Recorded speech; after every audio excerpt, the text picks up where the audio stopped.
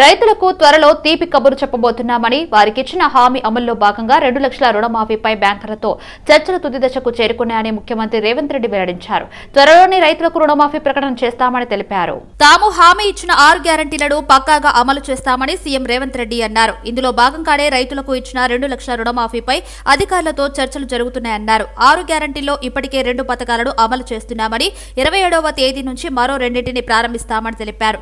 500కే gas సిలిండర్తో పాటు తెల్ల ration card ఉన్నవారికి 200 యూనిట్ల ఉచిత విద్యుత్ను అందించే పథకాలను కాంగ్రెస్ నేత ప్రియాంక గాంధీ చేతుల మీదుగా ప్రారంభిస్తామని సీఎం రేవంత్ రెడ్డి పేర్కొన్నారు. మహాలక్ష్మి పథకంలో భాగంగా గ్యాస్ రాయితీ లబ్ధిదారులకు నగదు బదిలీ విధానాన్ని అమలు చేయాలని పౌర సరఫరాల శాఖ నిర్ణయించింది. లబ్ధిదారులు గ్యాస్ సిలిండర్ తీసుకునేటప్పుడు మొత్తం ధర చెల్లించాల్సి ఉంటుందని తెలిపింది. ప్రస్తుతం సిలిండర్ ధర 955 రూపాయలుగా ఉంది. అర్హులకు 500కే గ్యాస్ సిలిండర్ ఇస్తామన్న ప్రభుత్వం మిగతా మొత్తాన్ని సబ్సిడీ రూపంలో లబ్ధిదారుల బ్యాంకులో బదిలీ చేయనుంది. గ్యాస్ ఏజెన్సీల ప్రతినిధులతో పౌర సరఫరాల శాఖ కమిషనర్ సమావేశం నిర్వహించారు. గ్యాస్ డీలర్లకు ఆయిల్ కంపెనీలు, కేంద్ర పెట్రోలియం శాఖ అనుమతులు వంటి సాంకేతిక అంశాలను పరిగణలోకి తీసుకున్న పౌర సరఫరాల శాఖ లబ్ధిదారుడికి నగదు బదిలీ విధానాన్ని కొనసాగించాలని నిర్ణయించింది. కొత్తగా తీసుకునే గ్యాస్ కనెక్షన్లకు ఈ పథకం వర్తించదు. పాత కనెక్షన్లలో ఆహార భద్రత కార్డులన్న వారికి అది వాడకంలో ఉన్న సిలిండర్లకే వర్తిస్తుంది. కస్టమర్ గత 3 ఏళ్లలో వాడిన సిలిండర్లు సగటు ఆధారంగా రాయితీ సిలిండర్ సంఖ్యను ఖరారు చేయనున్నారు. ప్రస్తుతానికి 40 లక్షల మహిళల లబ్ధిదారులను సర్కార్ అర్హులుగా గుర్తించింది. కాంగ్రెస్ పార్టీల సీనియర్ నాయకులు విహెచ్ పార్టీ కార్యక్రమంలో చురుగ్గా పాల్గొంటారు. అయితే గత కొద్ది రోజులుగా ఆయన అనారోగ్యంతో బాధపడుతున్నారు. ఈ క్రమంలో విహెచ్ ను ఆయన నివాసంలో బీసీ సంక్షేమ సంఘం జాతీయ అధ్యక్షుడు, రాజ్యసభ సభ్యుడు ఆర్ కృష్ణయ్య కలిసి ఆరోగ్య పరిస్థితి అడిగి తెలుసుకున్నారు. త్వరగా కోలుకొని పార్టీ కార్యక్రమాల్లో పాల్గొనాలని ఆర్ కృష్ణయ్య కోరారు.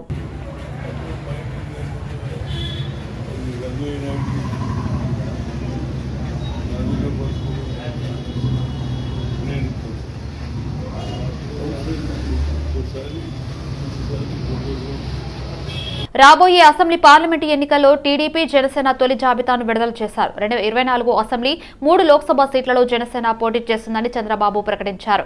అలాగే టీడీపీ పోటీ చేసే 94 అసెంబ్లీ స్థానాల తొలి జాబితాను చంద్రబాబు విడుదల చేశారు. వచ్చే ఎన్నికల్లో వైసీపీ అరాచక పాలకు ముగింపు పలకడమే కూటమి లక్ష్యమని చంద్రబాబు, పవన్ అన్నారు. ప్రయోగాల జోలికి వెళ్లకుండా తక్కువ సీట్లైనా పర్వాలేదని అన్ని ఆలోచించే తాము ముందడుగు వేశామని పవన్ చెప్పారు. నాయకులంతా వ్యక్తిగత ప్రయోజనాలను పక్కన పెట్టి రాష్ట్ర ప్రయోజనాల కోసం పనిచేయాలని పవన్ సూచించారు. టీడీపీ ఓటు జనసేనకు ఎంత ముఖ్యమో జనసేన ఓటు టీడీపీకి అంతే ముఖ్యమని చంద్రబాబు అన్నారు. ప్రభుత్వ వ్యతిరేక ఓటు ఎట్టి పరిస్థితుల్లో చీలకూడదని అన్నారు. జనసేన, టీడీపీ కూటమికి బీజేపీ మద్దతు ఉందని తెలిపారు. జనసేన అధినేత పవన్ కళ్యాణ్ గారు చెప్పిన దాన్ని పూర్తిగా సమర్థిస్తూ ఈరోజు ఈ కలయిక రాష్ట్ర భవిష్యత్తు కోసం, ఏ ఇద్దరు వ్యక్తుల కోసమో, ఏ 2 పార్టీల కోసం కాదు, 5 కోట్ల ప్రజా ప్రయోజనాలు ఆశించి ఈరోజు మనస్ఫూర్తిగా 2 పార్టీలు కలిసి పనిచేయాలని నిర్ణయం తీసుకున్నాం. ఈరోజు రాష్ట్రానికి ఇది ఒక హిస్టారికల్ డే, ఒక మంచి ప్రయత్నానికి తొలి అడుగు. నేను ఎందుకు ఈ మాట అంటున్నాను, నేను చాలా రాజకీయాలు చేశాను. కానీ రాష్ట్ర విభజన వల్ల రాష్ట్రం నష్టపోవడం, నష్టపోయిన రాష్ట్రాన్ని మళ్ళీ ఘాట్లో వేయడానికి ప్రయత్నం చేసే సమయంలో 19లో మళ్ళా ఒక విఘాతం రావడం, ఓట్లు చీలకుండా 98% స్ట్రైకింగ్ రేట్ ఉండేలాగా ఎక్కువ స్థానాలు తీసేసుకొని ఎక్స్పెరిమెంట్ చేసే కంటే కూడా తక్కువ స్థానాలు తీసుకొని రాష్ట్ర ప్రజలకు ఉపయోగపడేలాగా ఈరోజు మేము చూస్తుంది కూడా రాష్ట్రాన్ని ముందు ఒక గాడిలో పెట్టడం, పార్టీ ప్రయోజనాలను దాటి, వ్యక్తి ప్రయోజనాలను దాటి రాష్ట్ర ప్రయోజనాలను దృష్టిలో పెట్టుకొని 2014 నుంచి మనం నలుగుతూ ఉన్నాం. 2019కి ఈ అరాచక పాలన వల్ల ఇంకా నలిగిపోతా ఉన్నాం. ఇలాంటి సమయంలో నేను చాలా నిర్మాణాత్మకంగా, చాలా బాధ్యతతోటి చీకటి ఒప్పందాలు, తెర వెనుక కుట్రలు, కుమ్మక్కు రాజకీయాలు బీఆర్ఎస్ కాంగ్రెస్ కి అలవాటు అని బీజేపీ ఎంపీ లక్ష్మణ్ అన్నారు. బీజేపీ చెప్పిందే చేస్తుంది. ఈ విషయాన్నైనా బీజేపీ బహిరంగంగా చెబుతుందని లక్ష్మణ్ అన్నారు. ఎన్నికల సందర్భంలో టీఆర్ఎస్ అక్రమాలపై మాట్లాడిన రేవంత్ ఇప్పుడెందుకు మాట్లాడడం లేదని ప్రశ్నించారు. కాళేశ్వరం ధరణిపై సీబీఐ ఎంక్వైరీ వేయిస్తామని రేవంత్ ఇప్పుడెందుకు కాలయాపన చేస్తున్నారని విమర్శించారు. తెలంగాణ సంపద దోచుకున్న నాయకులతో కాంగ్రెస్ ప్రభుత్వం లోపాయకారి ఒప్పందం చేసుకుందని లక్ష్మణ్ ఆరోపించారు. బీఆర్ఎస్ తో బీజేపీ ఎప్పటికీ పొత్తు ఉండదు. తెలంగాణలో బీజేపీ ఒంటరిగానే పోటీ చేస్తుందన్నారు. ముఖ్యమంత్రి రేవంత్ రెడ్డి గారు వారు మాట్లాడుతూ బీఆర్ఎస్ బీజేపీ చీకటి ఒప్పందం చేసుకుందంటూ దుష్ప్రచారం చేస్తూ ఉన్నారు. చీకటి ఒప్పందాలు, తెర వెనుక కుట్రలు, కుమ్మక్కు రాజకీయాలు అది కాంగ్రెస్ బీఆర్ఎస్కి అలవాటు. భారతీయ జనతా పార్టీ ఏది చేసినా బహిరంగంగా చేస్తుంది. చేయగలిగింది మాత్రం చెప్తాం, చెప్పింది మాత్రం చేసి తీరుతాం. బీఆర్ఎస్ ప్రభుత్వంలో జరిగినటువంటి అవినీతి, కుంభకోణాలు, అక్రమాలపై రేవంత్ రెడ్డి గారు ఎన్నికల సమయంలో ఏదైతే మాట్లాడారో ఎందుకు ఇవాళ ఆ మాట తప్పుతున్నాడు? మీరు సిబిఐ ఎంక్వైరీ అని చెప్పి ఇవాళ కాళేశ్వరం యొక్క కుంభకోణంలో కానివ్వండి, లేదా ధరణి విషయంలో కానివ్వండి, లేదా ఇవాళ అనేకమైనటువంటి మరి ఇవాళ ప్రభుత్వ భూములు లేదా బడుగు బలహీన వర్గాలు, దళితులకు ఇచ్చినటువంటి అసైన్మెంట్ భూములు స్వహా చేసినటువంటి గత ప్రభుత్వ అధికారులు మరి బీఆర్ఎస్ నాయకుల ప్రమేయంతో జరిగినటువంటి ఉదంతాల పట్ల పూర్తి స్థాయి దర్యాప్తులు జరిపి ఎందుకు చర్యలు తీసుకోలేకపోతున్నాం? ఇవాళ దోషులను పట్టుకొని తెలంగాణ సంపద దోచుకున్నటువంటి వాళ్ళను రాజకీయంగా వాళ్ళతో మరి ఎదుర్కోవాల్సింది పోయి ఏ రకంగా ఇవాళ వాళ్ళతో లోపాయికారి ఒప్పందాలు చేసుకొని వారు పాల్పడ్డటువంటి అవినీతి దందాలకు ఇవాళ మరి ఈరోజు కాంగ్రెస్ పార్టీ పంచుకోవడానికే చేస్తున్న ప్రయత్నాలుగా ఇవాళ ప్రజలు భావిస్తున్నారు. రాబోయే పార్లమెంటు ఎలక్షన్లో మెదక్ పార్లమెంటు స్థానంపై కమలం పువ్వు జెండా ఎగరవేస్తామని కేంద్ర మంత్రి అశ్విన్ కుమార్ చౌబే అన్నారు. బీజేపీ విజయ సంకల్ప యాత్రలో భాగంగా పటంచెరులో సంగారెడ్డి జిల్లా అధ్యక్షురాలు గోదావరి అంజిరెడ్డి ఆధ్వర్యంలో ఏర్పాటు చేసిన సభలో పాల్గొన్నారు. ప్రధాని నరేంద్ర మోడీ నాయకత్వంలో భారతదేశం అన్ని రంగాలలో అభివృద్ధిలో దూసుకుపోతుందని అశ్విని కుమార్ చౌబే అన్నారు. దేశంలో మోదీ అభివృద్ధి చూసి యావత్ ప్రపంచమే భారతదేశం ముందు మోకరిల్లుతుందన్నారు. భారత్ జోడో యాత్ర పేరుతో రాహుల్ గాంధీ భారత్ తోడో యాత్ర చేస్తున్నారని, రాహుల్ గాంధీ ఒక పప్పు అని చౌబే అన్నారు. కాంగ్రెస్ పార్టీ 6 గ్యారంటీల పేరుతో అబద్దాలు చెప్పి అధికారంలోకి వచ్చిందని దుబ్బాక మాజీ ఎమ్మెల్యే రఘునందన్ రావు అన్నారు. వచ్చే పార్లమెంటు ఎలక్షన్లో కమలం పువ్వు గుర్తుకు ఓటు వేసి గెలిపించాలని కోరారు.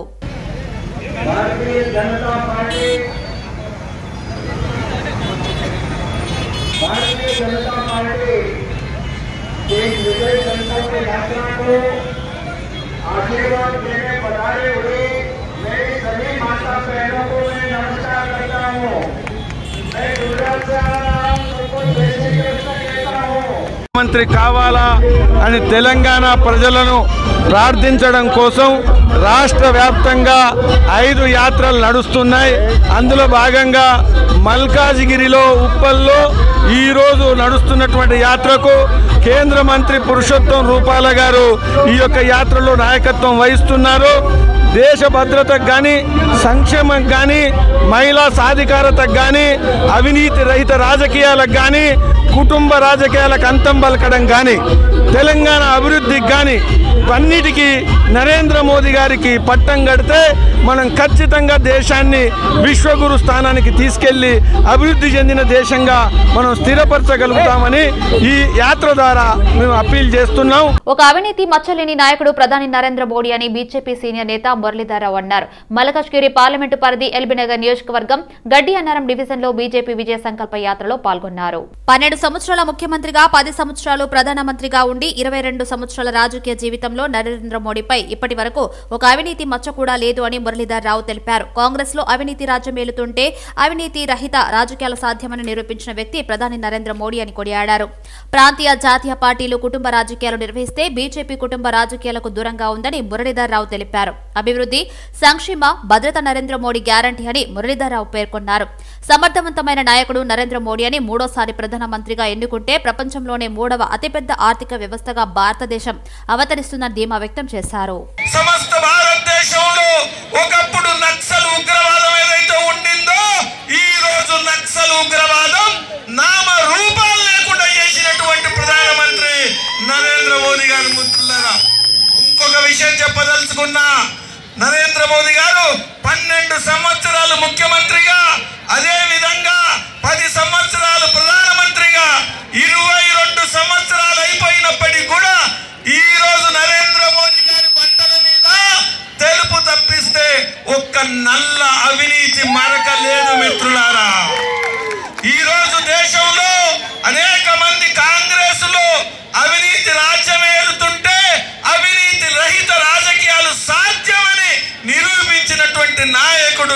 మోదీ మిత్రులారా.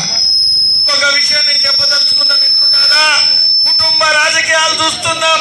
ఈ రోజు తెలంగాణలో ఉన్న పార్టీలు కానీ, జాతీయ స్థాయిలో ఉన్న పార్టీలు కానీ అన్ని కుటుంబ రాజకీయాల మయమైపోతే కుటుంబ రాజకీయాలకు దూరంగా ఈ రోజు భారతీయ జనతా పార్టీ నరేంద్ర మోదీ కుటుంబ రాజకీయాలకు దూరంగా ఉన్నటువంటి మోదీ. చివరిగా నేను చెప్తున్నా, గ్యారంటీ నరేంద్ర మోదీ గారు ఇచ్చినటువంటి గ్యారంటీ, సంక్షేమ పథకాల విషయంలో గ్యారంటీ, భద్రత విషయంలో గ్యారంటీ. పాత బస్తీ ఎందుకు అభివృద్ధి కావడం లేదని నగర మాజీ డిప్యూటీ మేయర్ సుభాష్ చంద్రజీ ప్రశ్నించారు.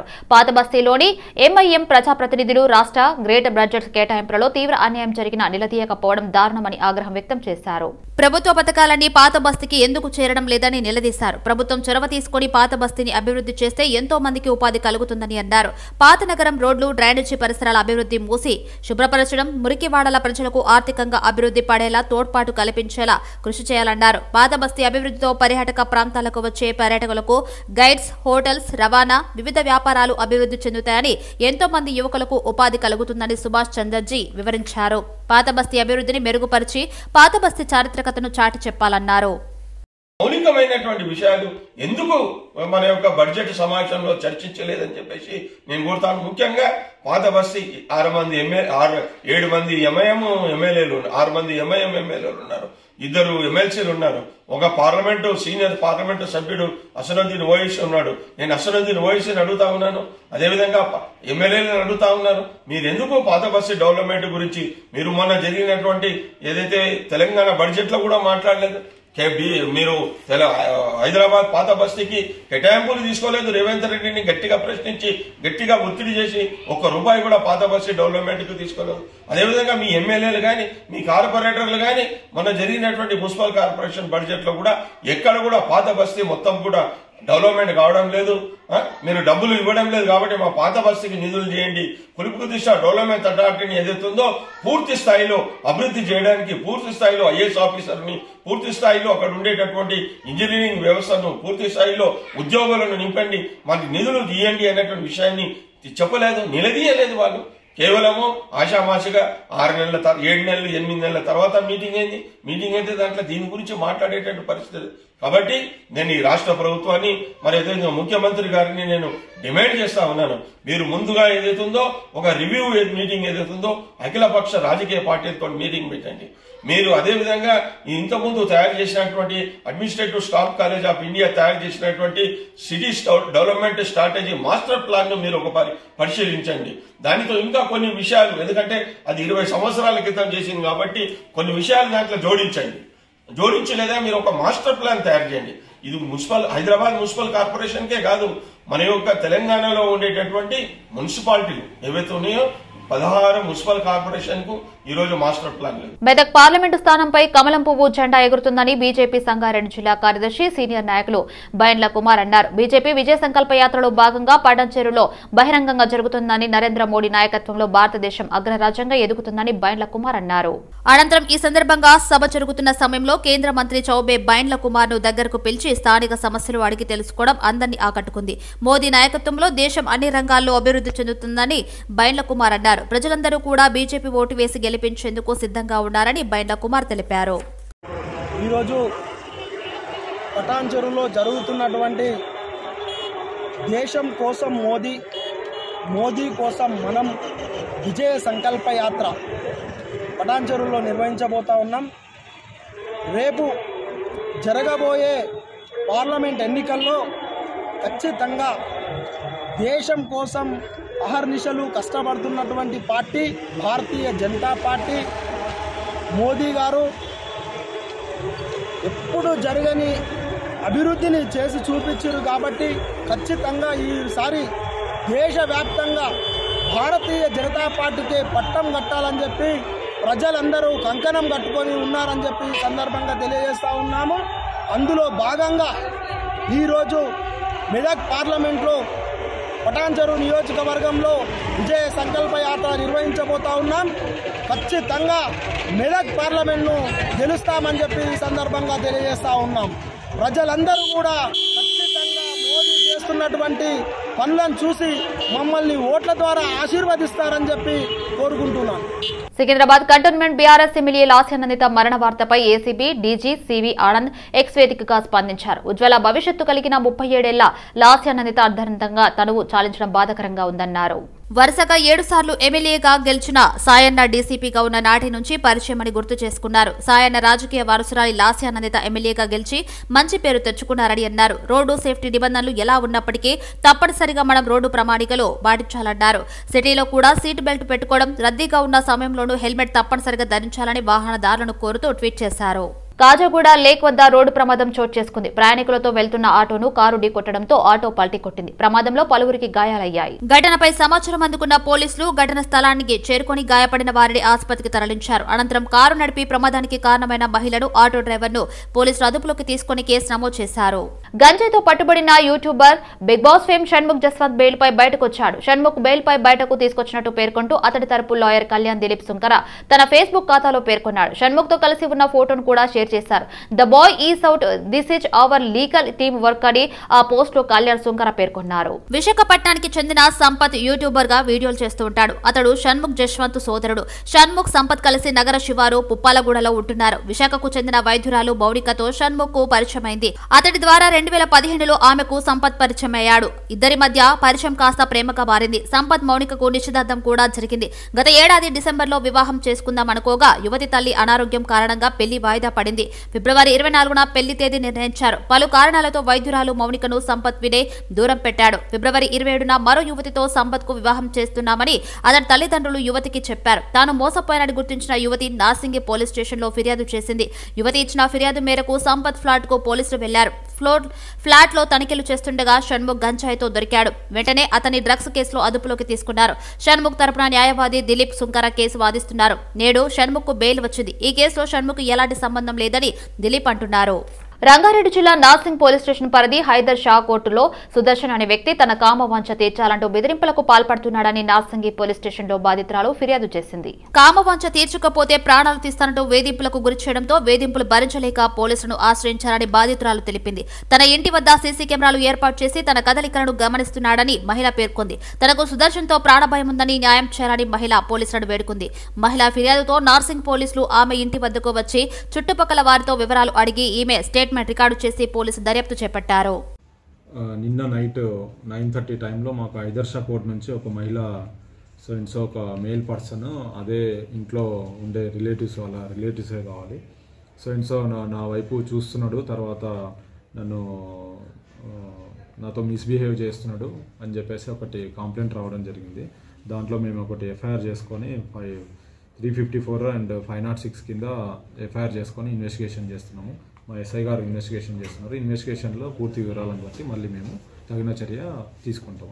ఎవిడెన్స్ని బట్టి వాళ్ళందరూ రిలేటివ్స్ అని చెప్తున్నారు. మళ్ళీ వాళ్ళ మధ్యలో ఏమైనా ప్రాపర్టీ ఇష్యూస్ ఉన్నాయా, లేకపోతే వేరే ఇష్యూస్ ఏమైనా ఉన్నాయా, నిజంగా ఇట్లా జరిగిందా అని చెప్పేసి ఇన్వెస్టిగేషన్ చేస్తున్నాము. ఇన్వెస్టిగేషన్లో ఏది వెళ్తే అది చట్టరీత్యా చర్య తీసుకుంటాం. కంప్లైంట్ ఇచ్చారు, ఎవరు ఇచ్చారు సార్, ఎప్పుడు ఇచ్చారు? కంప్లైంట్ విక్టిమ్ ఇచ్చారు. విక్టిమ్ పేరు నాట్ డిస్క్లోజ్ చేయము. ఇన్వెస్టిగేషన్ అయితే చేస్తున్నాము. ఇన్వెస్టిగేషన్లో వచ్చే ఎవిడెన్స్ని బట్టి ఫర్దర్ యాక్షన్ తీసుకుంటాం. రాష్ట్రంలో 3 రోజుల పాటు తేలికపాటి వర్షాలు కురిసే అవకాశం ఉందని వాతావరణ శాఖ వెల్లడించింది. దక్షిణ తెలంగాణ పరిసర ప్రాంతాలపై ఏర్పడిన ఉపరితల ఆవర్తన ప్రభావంతో పలు జిల్లాల్లో తేలికపాటి జల్లులు పడతాయని పేర్కొంది. రాష్ట్ర వ్యాప్తంగా వర్షం కురిసే ఛాన్స్ ఉందని తెలిపింది. ఉత్తర తెలంగాణ సహా 14 జిల్లాలో, దక్షిణ తెలంగాణలోని 8 జిల్లాల్లో వర్షం కురవచ్చని వెల్లడించింది. వర్ష ప్రభావంతో వచ్చే 3 రోజుల పాటు పలు జిల్లాల్లో టెంపరేచర్లు తగ్గుముఖం పట్టే అవకాశం ఉందని Telangana state development and planning society వెల్లడించింది. అదే సమయంలో రాత్రి టెంపరేచర్లు పెరిగే అవకాశం ఉందని తెలిపింది.